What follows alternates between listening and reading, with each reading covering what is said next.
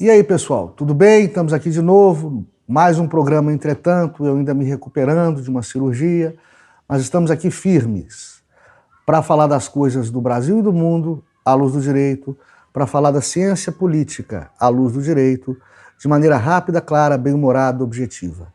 Vamos falar das Forças Armadas no Brasil e vamos falar de terrorismo e atos antidemocráticos. Eu aguardo vocês. Eu não me ajoelho com politicamente correto, não, porra. O juiz não tem que entrar em pilha de mídia, tem que atuar fazendo justiça.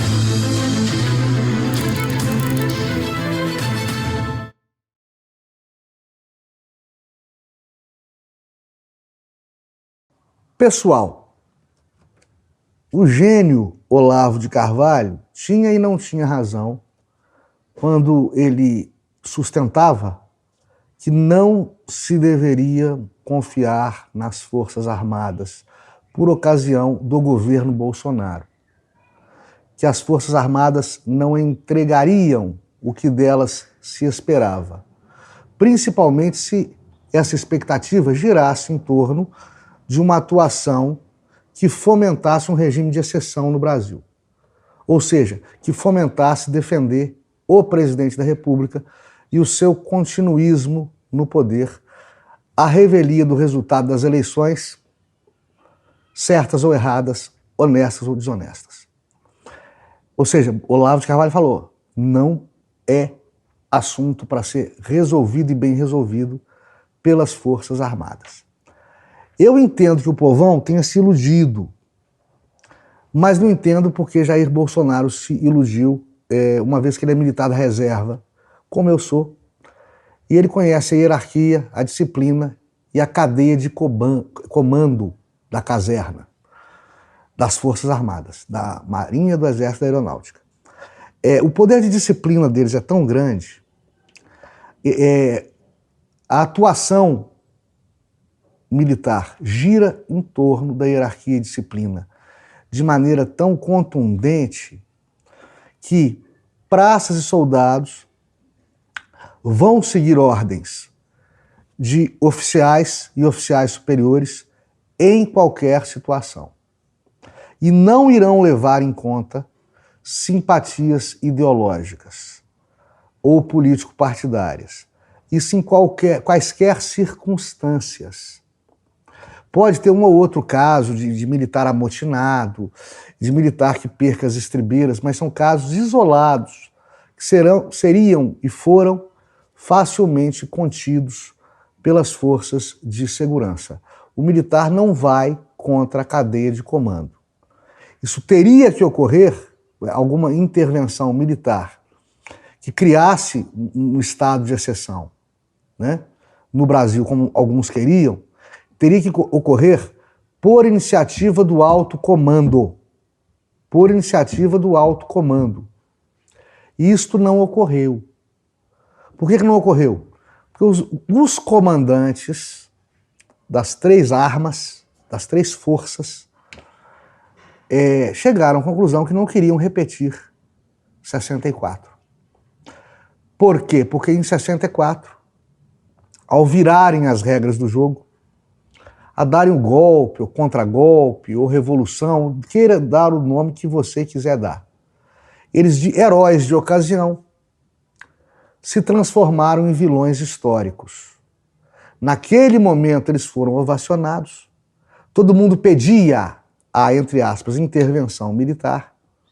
Ela ocorre, passa algum tempo, ela recrudesce, se torna mais rigorosa, há tortura, há enfrentamento armado, há mortes, e vira o jogo e eles viram bandidos. De heróis a vilões em poucos anos. E a história é reescrita com a retórica dos vencidos. Conhecedores de história, e de história relativamente recente no Brasil, o alto comando das Forças Armadas não quis interferir. E não interferiu. E bobo daquele que acreditou nisso. Eu avisei aqui aos manifestantes, voltem para casa.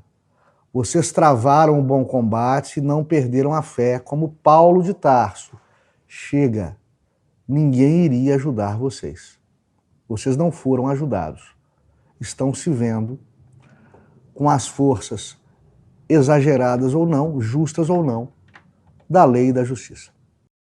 Alexandre Garcia, o bom Alexandre, ele, em um dos seus podcasts recentes, ele informa o seguinte: olha, eu estou vendo os meios de comunicação, as principais mídias, se referirem aos atos de Brasília como atos terroristas.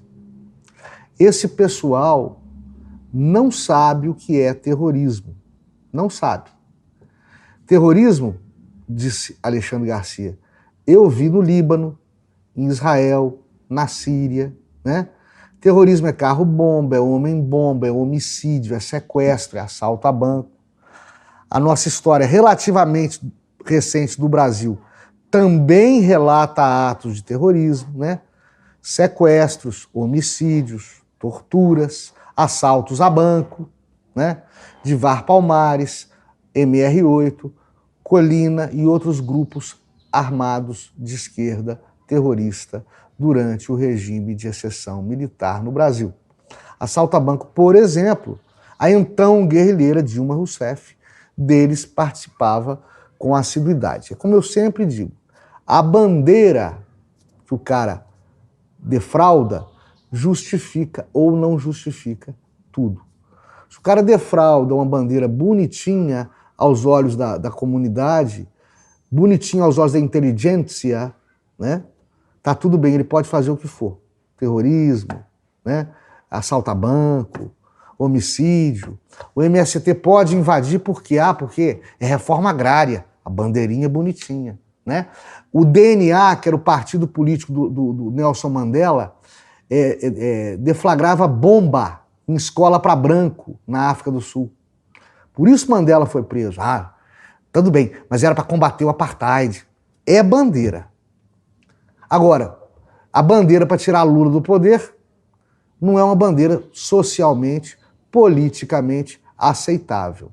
Por isso eu estou te falando que aqueles caras que são os baderneiros, que são os idiotas, que são, na melhor das hipóteses, uns inocentes úteis, né? Praticaram, estão falando que aqueles atos são terrorismo. Aqueles atos não são terrorismo.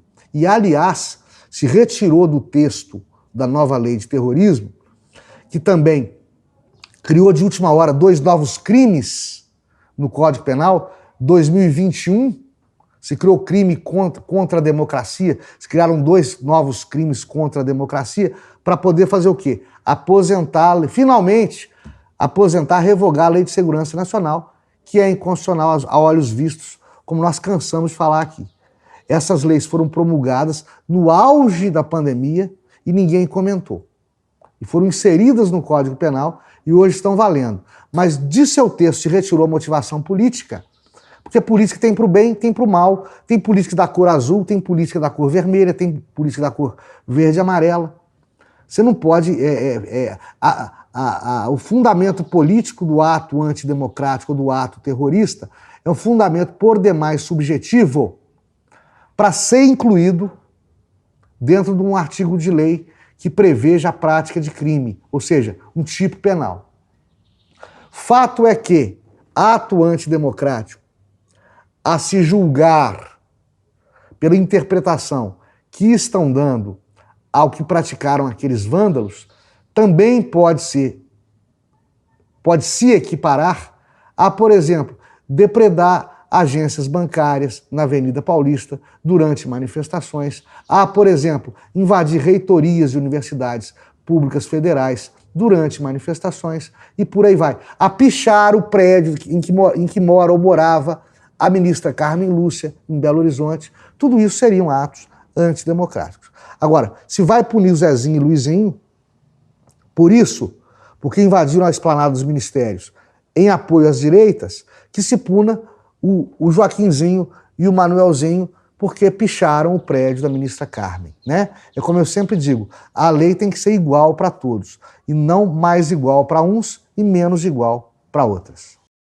Nós podemos falar de maldade ou de culpa quando a gente se refere às inovações perigosas, aos precedentes jurisprudenciais complicados, ao rasgar de Constituição, provocados pelas nossas mais altas cortes de justiça, STF à frente, nós podemos dizer de maldade, de culpa, de venalidade? Eu ainda acredito que não. E antes que eu seja apedrejado pelas redes sociais, eu explico, né? Isso vai sempre acontecer. Sempre acontecer. Do juiz, seja ele juiz, desembargador, ministro, se apaixonar pela demanda a ponto de agir como parte e não como juiz imparcial, isso vai sempre acontecer, sempre, quando o juiz que julga é também o juiz que é vítima remota das ações que ele julga. É interessado no resultado das ações que ele julga. Sempre vai acontecer. Isso com o ministro Alexandre de Moraes à frente, com o ministro Celso de Mello à frente, com o Gilmar Mendes à frente, com o Fux à frente, com a Madre Teresa de Calcutá à frente. Vai sempre acontecer. Eu não sou imparcial porque eu estou emocionalmente envolvido. Sou vítima remota de atos antidemocráticos que vou julgar. Então vou julgar com passionalidade, com paixão, vou julgar com o fígado e com o coração e não com o cérebro.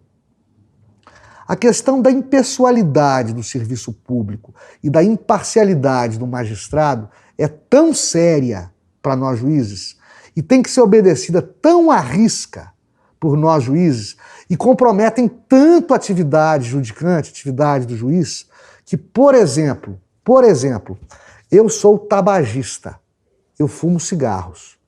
Eu não poderia, olha só, eu não poderia julgar, por exemplo, uma ação que, em sede de mandado de segurança, questionasse a aplicação da lei antifumo em estabelecimentos públicos ou abertos ao público no Brasil. Porque é uma legislação que me atinge diretamente e ela produz regras em uma atividade que me afeta diretamente. Então eu teria que me declarar impedido ou suspeito e entregar o processo para outro juiz. Isso é um direito do magistrado que protege ao magistrado. No entanto, o que nós estamos vendo, infelizmente, é que os ministros das mais altas cortes de justiça do país, que são intimamente ligados aos atos que eles julgam,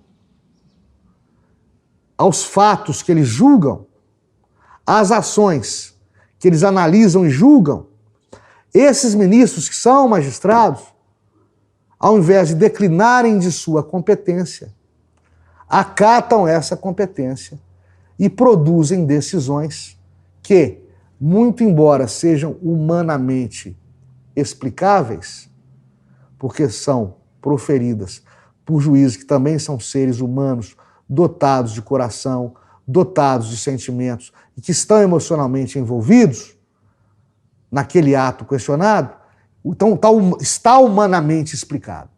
Mas, tecnicamente, são decisões passíveis de anulação. Não vão ser anuladas, porque quem está decidindo que elas valem é o STF, e acima do STF não tem mais ninguém. Mas nulas são. Isso é besteira.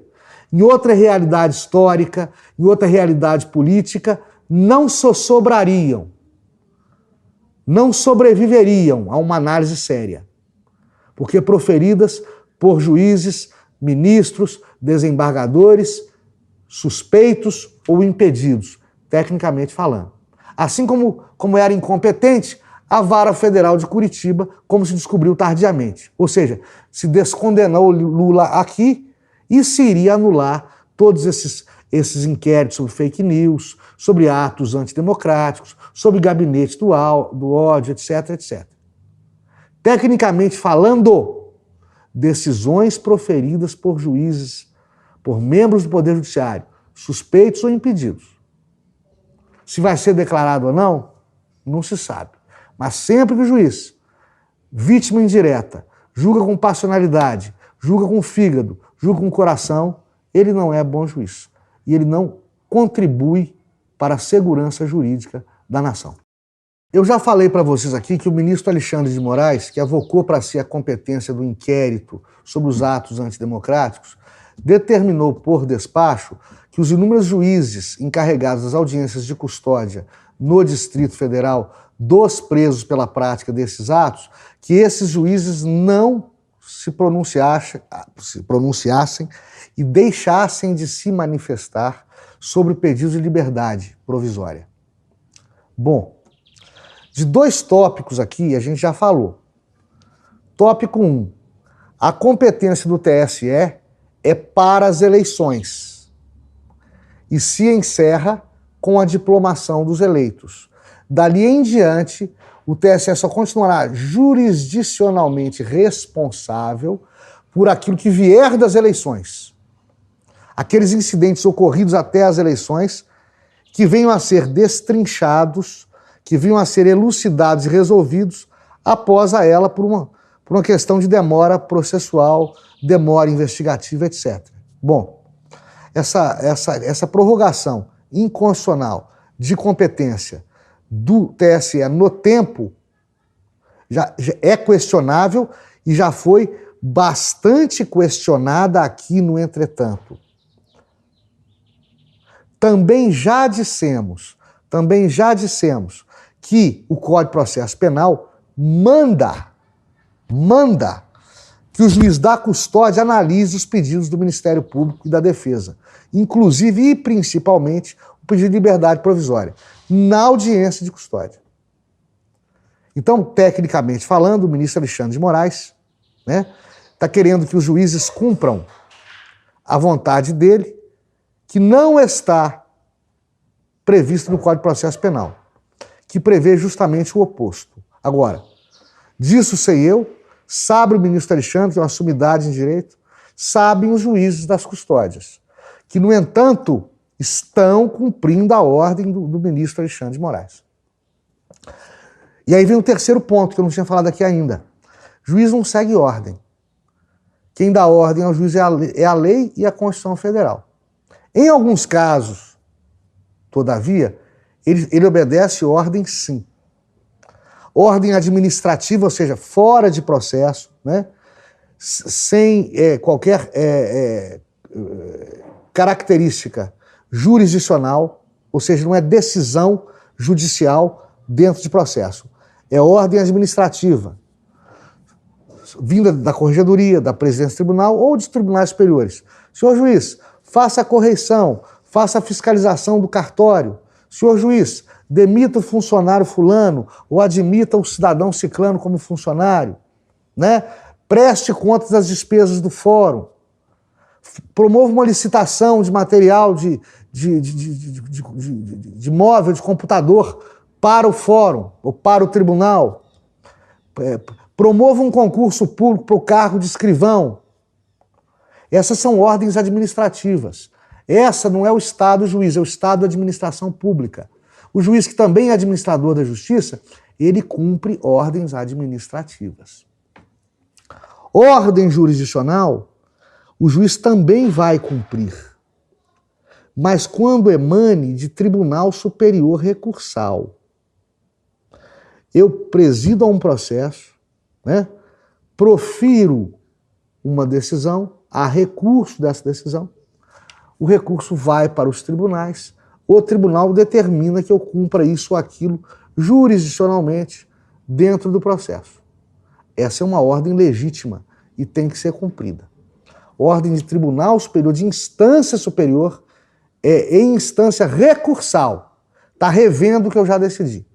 Agora, o ministro Alexandre, ministro Supremo e presidente do TSE, avocou para si a presidência de um inquérito.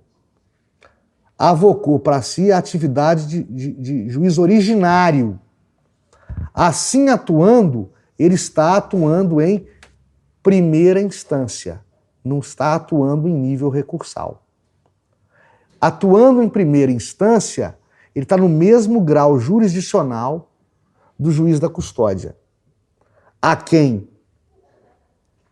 desta forma, ele não pode impor a sua vontade. O juiz de custódia, por seu turno, não está obrigado a seguir-lhe as recomendações ou as ordens, até porque o juiz é independente. Portanto, volto a dizer, o que eu sei, o ministro Alexandre sabe e os juízes de custódia sabem. Estão cumprindo ordem ilegal. Só o estão fazendo, porque desconhecedores da matéria não são, porque querem. Isso, tecnicamente, tem que ser repassado para vocês, para que vocês entendam os precedentes inovadores e perigosamente inovadores que estão sendo criados pelo STF, na pessoa de seus mais proeminentes ministros, e que terão reflexos nas instâncias inferiores doravante, com evidente prejuízo para a segurança jurídica brasileira. Dê o seu like, clique na sinetinha e inscreva-se no canal.